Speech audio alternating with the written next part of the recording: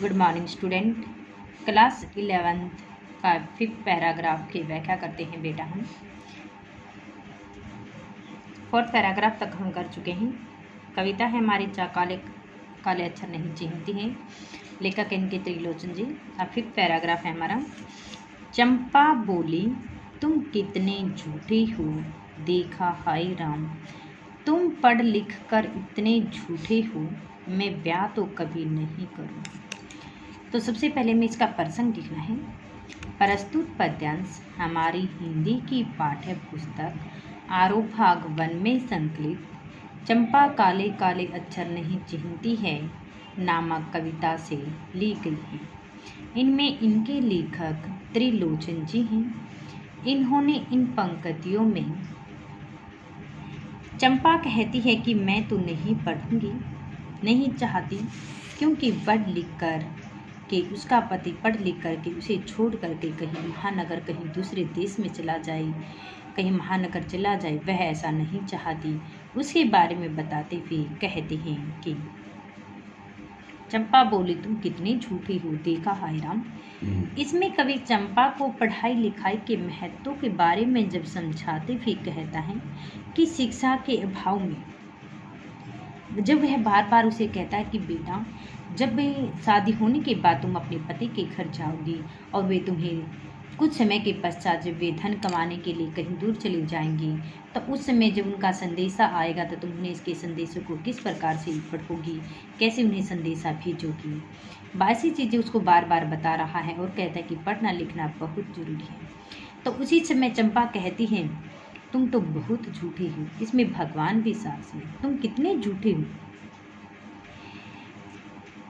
झूठा होने का अभिप्राय इसलिए कहती हैं क्योंकि तुम तो कहते थे कि पढ़ना लिखना, कि गांधी बाबा बहुत अच्छे, गांधी बाबा से तुम तो बहुत झूठे हो। तुम तो कहते थे कि पढ़ना लिखना अच्छी बात नहीं होती, तुम लोगों की भलाई करना चाहते थे, ये चाहते थे, लेकिन तुम तो वास्तव में तुम भी पढ़ने लिखने के लिए कहते हो कि पढ़ो लिखो, पढ़ना लिखना तो बहुत अच्छी बात है। पढ़ना लिखना अच्छी बात कहाँ है, क्योंकि पढ़ लिख कर व्यक्ति कहीं दूर चला जाता है। तुम पढ़ लिख कर इतने झूठे हो, तुम स्वयं भी पढ़े लिखे हो, पढ़ने लिखने के बाद भी व्यक्ति कभी झूठ नहीं बोलता हो, लेकिन तुम तो बहुत ही झूठे हो। तुम तो अच्छी तरह जानते भी हो कि पढ़ने लिखने के बाद व्यक्ति अपने घर परिवार से दूर महानगर कहीं धन कमाने के लिए चला जाता है, और उसके बाद भी तुम कहते हो कि पढ़ो लिखो। इसे तो तुम कहाँ भला करते हो, इसे तो घर परिवार को तड़वाने के काम है। तुम लोगों का भला करना नहीं चाहते हो। मैंने सुना था कि तुम तो बहुत ही भला चाहते हो, लेकिन तुम भी बहुत ही झूठे हो। मैं तो ब्याह कभी नहीं करूँगी, इसलिए मैं तो कभी भी विवाह नहीं करूँगी।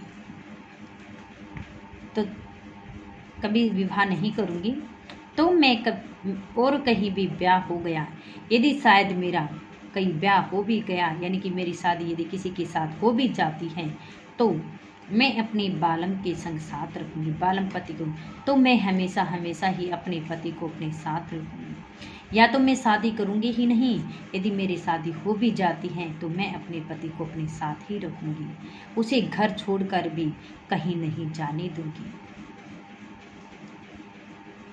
कलकत्ता, कहीं उसे कलकत्ता नहीं जाने दूंगी। गुस्सा निकालते हुए चंपा क्या कर रही है, अपनी इच्छाओं को व्यक्त कर रही है।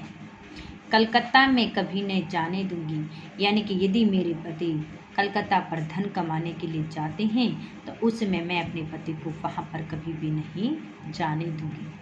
कलकत्ता पर बजर गिरे, बजर पत्थर, मैं तो कहती हूँ कि कलकत्ता पर बजर गिरे, यानी कि कलकत्ता में सब कुछ समाप्त हो जाए, नष्ट हो जाए, ताकि व्यक्ति वहाँ पर कुछ भी कमाने के लिए दूर नहीं जा सके। वहाँ पर यदि सब कुछ नष्ट हो गया, समाप्त हो गए हैं, तो मेरा पति धन कमाने के लिए वहाँ नहीं जाएगा और वह मेरे पास ही रहेगा। वह बार बार अपनी ऐसी इच्छाएं प्रकट कर रही है, यानी कि क्रोध में, गुस्से में वह ऐसी बातें कर रही है। इसके बाद में इसकी क्वेश्चन आंसर है। कवि वही त्रिलोचन। कविता चंपा काले काले अक्षर नहीं चिन्हती हैं। कवि ने किस प्रकार की प्रवृत्ति को उजागर किया है, वही पलायनवाद प्रवृत्ति को, चंपा के विरोध को उजागर किया है। किस प्रकार से चंपा को क्रोध आता है और क्रोध का बता रही है। चंपा की किसके प्रति चिंता व्यक्त हुई। चंपा अपने भविष्य के प्रति चिंता व्यक्त कर रही है कि किस प्रकार से, यानी कि शादी के बाद उसका पति उसे दूर चला जाएगा, धन कमाने के लिए कहीं दूर चला जाएगा, और वह अकेली घर बैठे उनकी चिंता व्यक्त करती रहेगी, उनके दुख दर्दों को भोगती रहेगी, उसे की समस्याओं से याद दिलाती रहेगी। इसलिए वह अपने पति को दूर जाने से डरती है और वह विवाह करने के लिए भी मना करती है। कवि चंपा को किस चीज़ का महत्व समझाता है। कवि चंपा को पढ़ाई लिखाई के बारे में महत्व समझाता है। कहता है कि वह शिक्षा के अभाव में, बार बार उसे बताता है कि शिक्षा के अभाव में न तो उसका पति उसे संदेश भेज सकेगी, क्योंकि वह जब कहीं दूर चला गया तो न तो वह उसके संदेशों को पढ़ सकेगी और न उसे दूरे संदेशों को भेज सकेगी। चंपा कवि पर क्या अपेक्षा लगाते हैं। चंपा कवि से कहते हैं झूठा होने का आरोप लगाते। वह तो कहते हैं कि तुम पढ़े लिखे हो और तुम स्वयं भी इतने झूठे हो। तुमने तो कहा था कि गांधी बाबा तो बहुत अच्छे हैं, वे लोगों की भलाई के लिए कार्य करते हैं। वो कहाँ अच्छे हैं, वो भी स्वयं पढ़ने लिखे, समाज के हर लोगों को, जनों को, स्त्री पुरुषों को पढ़ने के लिखने के लिए कहते हैं, तो वो अच्छे नहीं हैं। तुम पढ़ लिख कर ही झूठ बोल रही हो। और कहीं जो ब्याह हो गया तो मैं अपने बालम के संग पंकज, यदि मेरा कहीं शादी हो भी जाती है तो मैं अपने पति को सदा अपने साथ ही रखूंगी, उसे कहीं नहीं जाने दूंगी, उसे कलकत्ता धन कमाने के लिए नहीं जाने दूंगी। आता कि काव्य सौंदर्य स्पष्ट की थी, तो इसमें चंपा के क्रोध के बारे में बताते हुए कहा गया है कि वह किस प्रकार से क्रोध में कहते हैं कि कलकत्ता पर बजर गिरे, कलकत्ता समाप्त हो जाए ताकि मेरे पति वहाँ पर धन कमाने के लिए ना जाए। अपने भविष्य की चिंता व्यक्त कर रही है। अनुप्रास अलंकार का प्रयोग किया गया है। भाषा सहज व सरल है, प्रसाद गुण है, खड़ी बोली का प्रयोग भी है और स्वादात्मक शैली भी है। चंपा ने ऐसा क्यों कहा कि कलकत्ता पर बजर गिरी। जब कवि चंपा को पढ़ने के लिखने के लिए कहता है और वह अपने पति को अपने से दूर नहीं भेजना चाहती, जब वह उसे समझाते हैं कि तुम्हारा पति यदि कलकत्ता चल गया तो तुम्हें संदेश भेजेगा, तो उसमें ना तो तुम उनके संदेशों को पढ़ पाओगे, ना वह तुम उन्हें संदेश भेज सकोगी। इसलिए वह कहती हैं कि यदि मेरी शादी हो भी जाते तो मैं अपने पति को कलकत्ता कहीं नहीं जाने दूंगी। मैं तो हमेशा ये कहती हूँ कि हे भगवान, यानी कि कलकत्ता में बजर गिरे, समाप्त हो जाए, सब कुछ नष्ट हो जाए, ताकि मेरे लोगों के घर टूटने की जो स्थिति है वो सुधर जाए और नए लोगों अपने परिवार से बिछुड़ सके, वह हमेशा हमेशा के लिए उनके पास ही रहे। कवि ने चंपा के किन विशेषताओं का उल्लेख किया है। निरक्षर यानी कि अनपढ़, कि जो चंपा है वह एक अनपढ़ लड़की थी। उसके लिए पुस्तकों में, किताबों में छपे हुए सभी अक्षर काले काले अक्षर दिखाई देते थे। उसे केवल वे काले निशान ही दिखाई देते थे। उसे ये नहीं पता होता था कि इन काले अक्षरों का क्या महत्व है, क्योंकि जब त्रिलोचन जी उन काले शब्दों के अंदर से, उनके मुख से जब तरह तरह की ध्वनियाँ निकलती थी तो वह हमेशा सोचती रहती थी कि सभी काले काले अक्षर मुझे दिखाई देते हैं, लेकिन ये पढ़ रही होते हैं, उस समय तरह तरह की ध्वनियाँ कैसे उत्पन्न कर रही होती हैं। भोलापन, चंपा में भोलापन भी था, क्योंकि वह कवि की पुस्तकों को उसे पढ़ता हुआ देखकर चंपा कभी भोलापन हैरानी से उसे देखती थी और वह उनके अक्षरों को, स्वरों को, ध्वनियों को ध्यान से सुनती भी रहती थी। शरारती, चंपा कवि के साथ बहुत शरारतें भी करती थी। वह नटखट थी, वह उसे परेशान करती रहती थी। जब त्रिलोचन जी लिख रहे होते तो कभी वह उसकी कलम को उठाकर छुपा देती थी, और वह जब कलम को ढूंढ कर लाते थे तो कभी वह उसके कागज़ को गायब कर देती थी। वह सारा दिन उसके साथ ऐसी शरारतें करती रहती थी। भविष्य के प्रति चिंतित, चंपा भविष्य के प्रति बहुत ही चिंतित थी।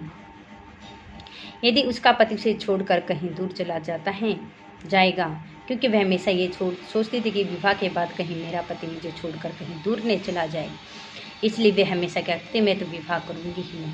यदि मेरा विवाह हो भी जाता है तो मैं हमेशा अपने पति के साथ ही रहूंगी, उसे कहीं नहीं जाने दूंगी। क्रोध की भावना, चंपा में क्रोध की भावना भी थी। वह मानती थी कि पढ़ लिख कर व्यक्ति दूर चला जाता, उसका परिवार, घर, समाज सब बिखर जाता है। तो वह अपने क्रोध को प्रकट करते हुए कहते कि मैं हमेशा कहती हूँ कलकत्ता पर बजर गिरी, क्योंकि यदि कलकत्ता का सर्वनाश होगा तो ना तो रहेगा कलकत्ता और न लोग वहाँ पर धन कमाने के लिए जा सकेंगे और सभी लोग अपने परिवार वालों के पास ही रह सकेंगे। ये चंपा के चरित्र चित्रण की विशेषताओं का वर्णन है। ये हम कर चुके थे। आपके विचार में चंपा ने ऐसा क्यों कहा होगा कि मैं तो नहीं पढ़ूंगी? सुनिए, ठीक है। ये भी हमारे परीक्षा उपयोगी क्वेश्चन आंसर ये भी हो चुका, ये 3rd और 4th भी हो चुका था हमारा। ये हमारे जो परीक्षा उपयोगी 8% तक ये सभी हो चुके थे। ये बहुत चंपा क्या छिपा देती हैं? चंपा त्रिलोचन जी की कभी कलम और कभी उसके कागज को छुपा देती है। कवि ने पढ़ाई करना किसकी इच्छा बताया था? गांधी जी की इच्छा है। कवि ने कहा था कि गांधी बाबा की भी हमेशा ये इच्छा कि जन समाज में सभी लोग पढ़े लिखे। विवाह के विषय में चंपा का क्या विचार था? विषय में चंपा का विचार क्या था कि मैं तो कभी भी विवाह नहीं करूंगी। कवि के अनुसार विवाह के बाद चंपा का पति नौकरी के लिए कहाँ चला जाता है? कलकत्ता। कलकत्ता पर वज्र गिरे किसने कहा था? चंपा ने कहा था। ये कलकत्ता ही समाप्त हो गया, उसका सर्वनाश हो गया, तो व्यक्ति धन कमाने के लिए कहीं नहीं जा सकेंगे, घर परिवार नहीं बिखरेगा, वो अपने घर में ही रहेंगे। चिन्ह में ये वर निकलते समय चंपा को क्या होता? बड़ी आश्चर्य, बड़ी हैरानी होती है। चंपा चौपाइयों को लेकर चरवाही करने जाते में कौन सा अलंकार? चय की आवृत्ति के कारण ये हमारा अनुप्रास अलंकार है। कवि क्या गायब देखकर परेशान हो जाता है? कागज। जब वह अपनी कलम को उठा कर लाता है तो उसे समय आकर देखता है तो उसका कागज गायब होता जिस पर वह लिख रहा होता है। हारे गाड़े काम सरेगा में हारे गाड़े क्या है? कठिनाई के समय में केवल पढ़ाई ही हमारे कार्य आ सकती है। बालम कौन होता है? पति। चंपा का स्वभाव कैसा था? चंचल था, नटखट। चंपा किसे झूठ कहा था? कवि को कहा था कि तुम तो स्वयं पढ़े लिखे, तुमने तो कहा था गांधी बाबा तो बहुत अच्छे हैं, वो कभी भी लोगों को हमेशा उनकी भलाई का कार्य करते ही करते, लेकिन गांधी बाबा कहाँ अच्छे, वो भी पढ़ने लिखने के लिए कहते हो, तो इसलिए आप तो स्वयं पढ़ लिख कर भी बहुत झूठी हो। विवाह के बाद चंपा किसके साथ रखेगी? किसको साथ रखेगी? अपने पति को साथ ही रखेगी। आज ये हमारे किस पोएम 6th पोएम कंप्लीट हो चुकी है। ये 6 पोएम कंप्लीट हमारी राइट प्लस लर्न।